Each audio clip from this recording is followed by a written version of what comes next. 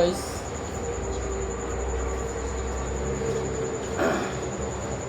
Magandang gabi sa inyo guys. Sa lahat ay magandang gabi sa inyo.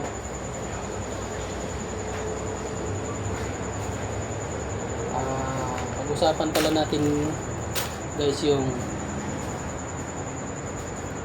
topic pala natin ngayon tungkol sa Sibukaw guys. Sibukaw Herbal Tree. Sibukaw Herbal Tree.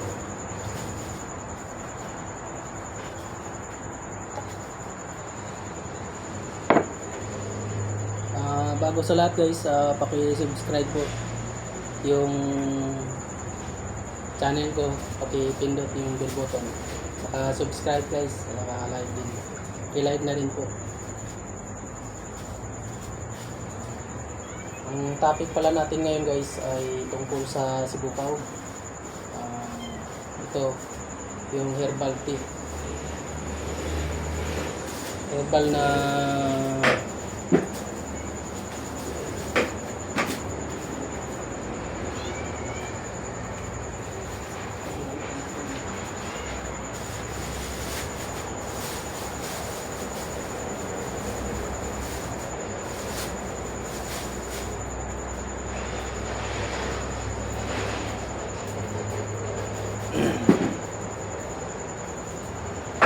herbal tea guys. Tungkol sa herbal ngayon yung pag-usapan natin guys. Itong Sibukaw guys, o mga sister, brother, ay mabisa to sa lahat ng mga sakit. Mabisa sa mga karamdaman, panglunas siya sa lahat ng mga karamdaman sa katawan.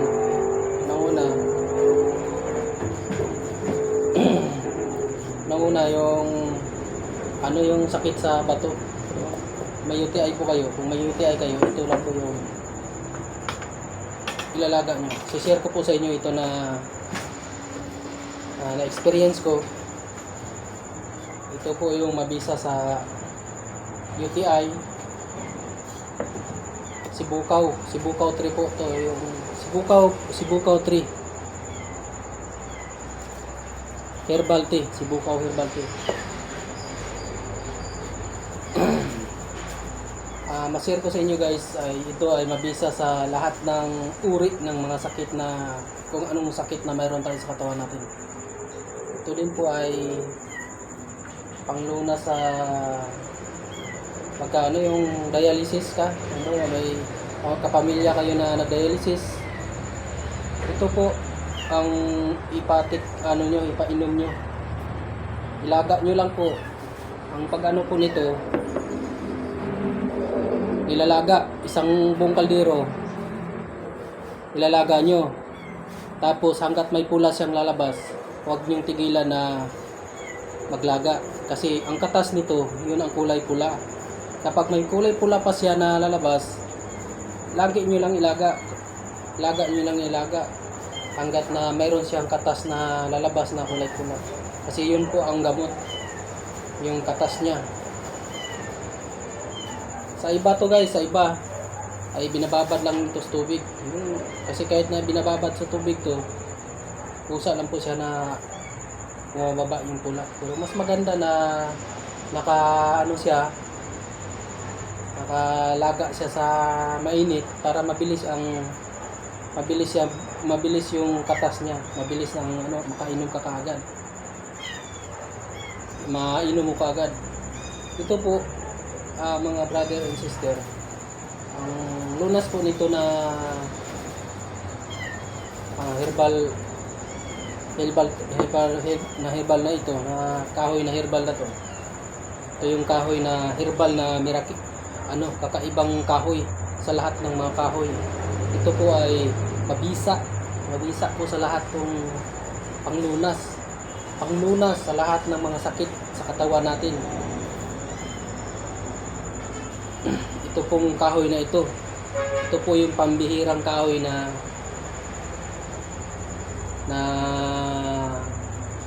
yung pambihirang puno na binigay sa Diyos Ama sa atin, na para mayroon tayong panglunas sa mga karamdaman natin.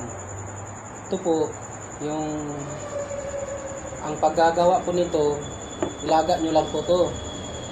Ilaga nyo po ng kahit na ilang beses kayo maglaga nito, basta ito po ay nakalagay lang sa kaldero, hanggat may katas pa po siyang lalabas na kulay-pula, huwag nyong tigilan hanggat mayroon pa siyang katas. Ito 3 beses ko na nilaga to, pero mayroon pa rin siyang katas na ano, kasi yun ang importante, yung may pula siya na lalabas. Masarap sa katawan guys, saka ito po ay nagbibigay ng energy sa katawan natin. Unang-una, yung mga nakaimbak na sakit sa katawan natin ay matutunaw niya.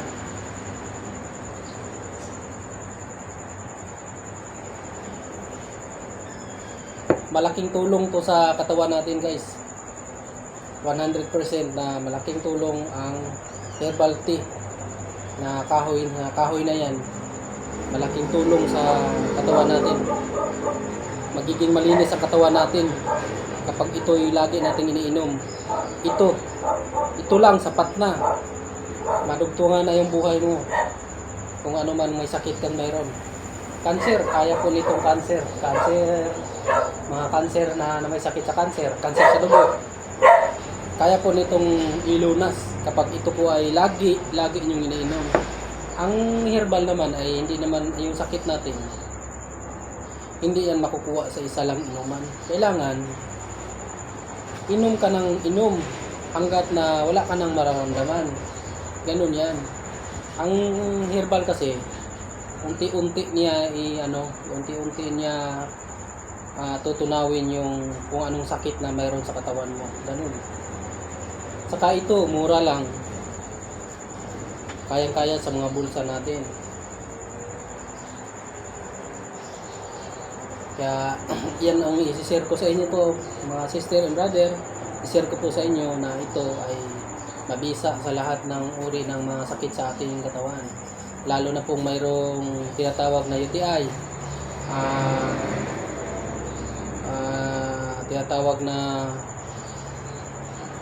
May tinatawag na yung insomnia. Saka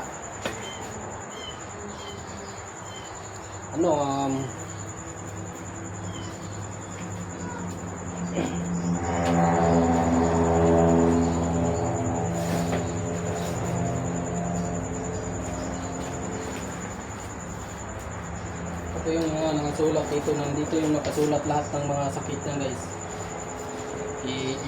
I-imprintin ko na, ginawa ko imprinta yung mga nakasulat niya, lahat ng mga sakit niya nakasulat niya nandito. Ito yung mga na yan.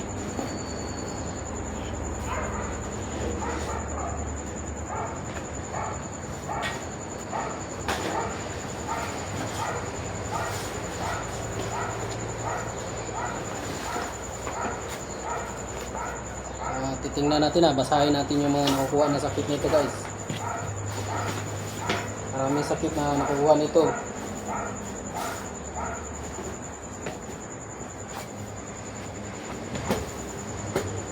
Yan. Ang natatanggal po nitong sakit, natatanggal po na mga sakit nito guys sa katawan natin, itong Sibukaw Herbal Tea, Sibukaw 3. Sibukaw 3, kung tawagin sa ibang bansa, Kayosikang 3. Ay ito po ay ang po niya nito na panglunas dito sa katawan natin, itong natatanggal niya sa mga sakit natin ay nakakatulong sa katawan natin na tanggalin yung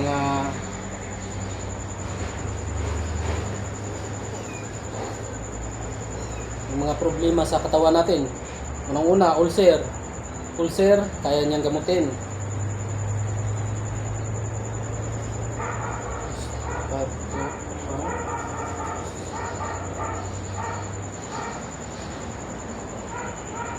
Yung may problema sa guys, sa buto, kaya din niyang pagalingin. prostate. Oh. Madami. Cancer, kaya niyang pagalingin din guys, cancer. Kidney, UTI, cancer, tapos ano pa mga sakit na nandito, hindi ko alam yung iba. Yung mga sakit sa kasukasuan, yung tinatawag na mga yung masakit ng kasukasuan natin, yung kumikirot. Kaya po niyang tanggalin. Na kumikirot yung mga buto natin, yung mga joint, body pain joint natin, arthritis, kaya din niya yung tanggalin ng pagalingin ng arthritis, mga lamig sa katawan, kaya niyang tanggalin yung mga lamig sa katawan. Ganun, trangkaso, lagnat, kaya din niya tanggalin yung lagnat, kung may lagnat. Kung may lagnat ka, yan lang ang inumin mo araw-araw. Kung araw-araw, hindi ka na magkaroon ng lagnat, araw-araw mo inumin. Kasi meron ka ng panangga. Kumbaga ito ay panangga. Panangga siya, panangga. Panangga sa katawan natin. Ito yung tinatawag na depensa. Pang-depensa sa katawan natin itong mga herbal na ito. Marami siyang mga kukuha dito. Kasi biro mo, nasa mga 40, 49 na sakit na kaya niyang tanggalin. Yung kidney, UTI, dialysis, dialysis. So, kaya niyang yung dugo natin, kaya niyang linisin. Kung limbawa na nagsasalin ka ng dugo, kaya niyang palinisin ang dugo natin kapag ito lagi natin iniinom. Nervyos, yung takutin ka. So, kaya din niya pagalingin ang mga takutin, yung mga nervyos.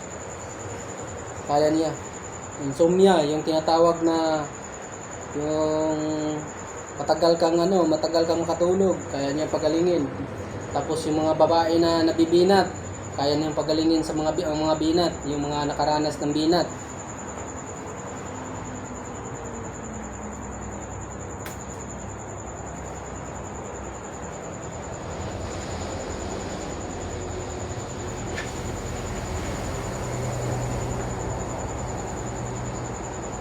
Yung mga yung masama yung tiyan mo, yung mga yung parang mayroon kang kabag, yung nagtatai, kaya niyang gagamutin. Yung mga niregla, yung nagluluko yung niregla, yung babae, nagluluko yung mga kabuhanan niya na dalaw, na halimbawa na yung dalaw nila nagkandaluko-luko na, saka yung tinatawag na dalaw, yung regla, yung mga babae, kayang gagamutin ito. Ganun guys, ang kabisa ang gamot ito. Ganun po yung may share ko sa inyo, mga girl. Yan ang masishare ko sa inyo yung mga matagal na regla dyan, yung mga naguluko yung regla, ito lang yung ititik nyo.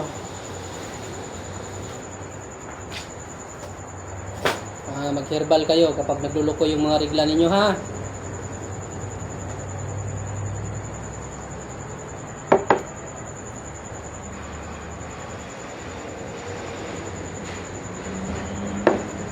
Ilaga kayo dito guys, sugasan yung maigi, tapos ilaga nyo. Ganun lang, simple lang. Bawat uwi ko po sa galing sa trabaho, ito po yung ginagawa kong tsaa. Ito po yung ginagawa kong inumin. Kapag minsan, pagka ayaw kong minom ng Red Horse, ito yung iniinom ko. Tapos, kapag pumapasok naman ako sa trabaho, ito yung binabaon ko na nilalagay ko sa yung inuman, sa inumin. Nilalaga ko siya ng gabi, tapos pagka kinabukasan, yun ang nilalagay ko sa inumin hanggang magkahapon na yun ang inumin ko.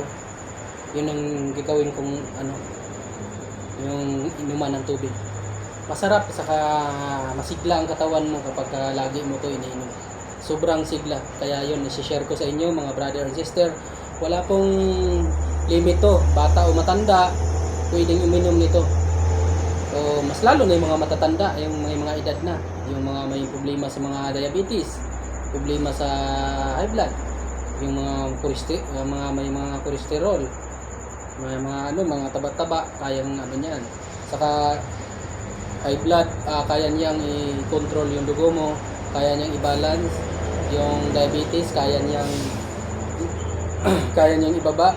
Ibaba niya yung parang level lang, yung tinatawag na natural lang yung natin, yung kung may tayo, may sugar tayo sa katawan, ibaba niya yun, pagalingin niya para hindi ka magkaroon ng diabetes. Kaya ganun magtatrabaho itong herbal na ito.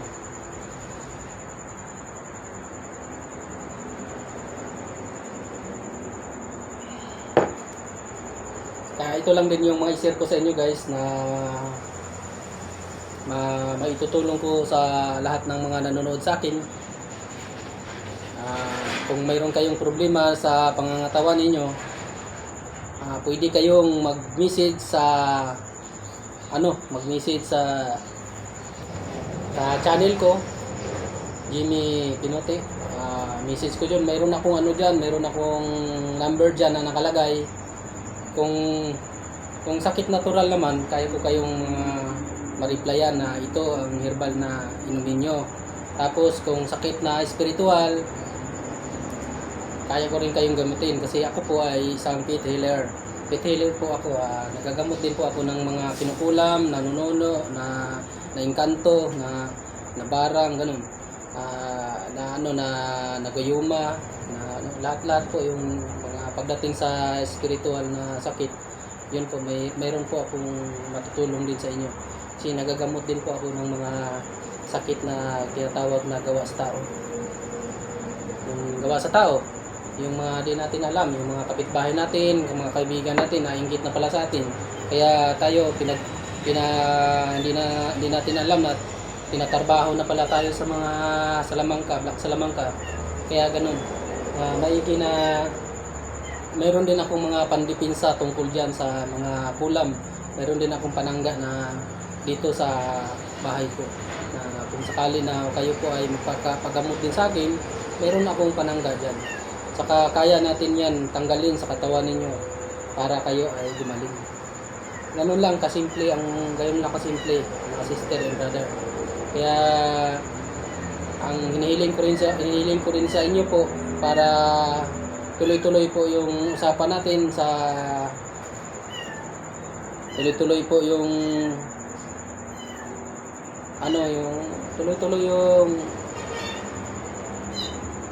usapan natin tungkol sa mga panglunas sa lahat ng mga sakit. Paki-subscribe na lang po yung channel ko, saka paki-like and share. Yun lang po yung hinihiling ko sa inyo na tulong. Yung mga tao na bagong nanonood sa channel ko, paki-subscribe po, paki-suportahan po yung channel ko, paki-like, saka subscribe. Yun lang po. Yun lang po yung hinihiling ko sa inyong mga ka-viewers. Kaya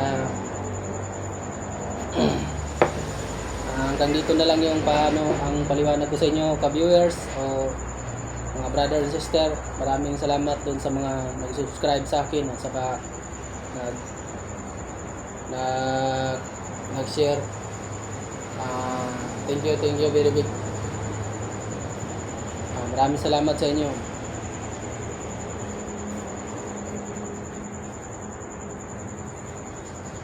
At God bless you sa inyo. At mag-ingat kayo, pagpalain kayo sa Diyos Ama na makapangyarihan. Lagi kayo mag-ingat.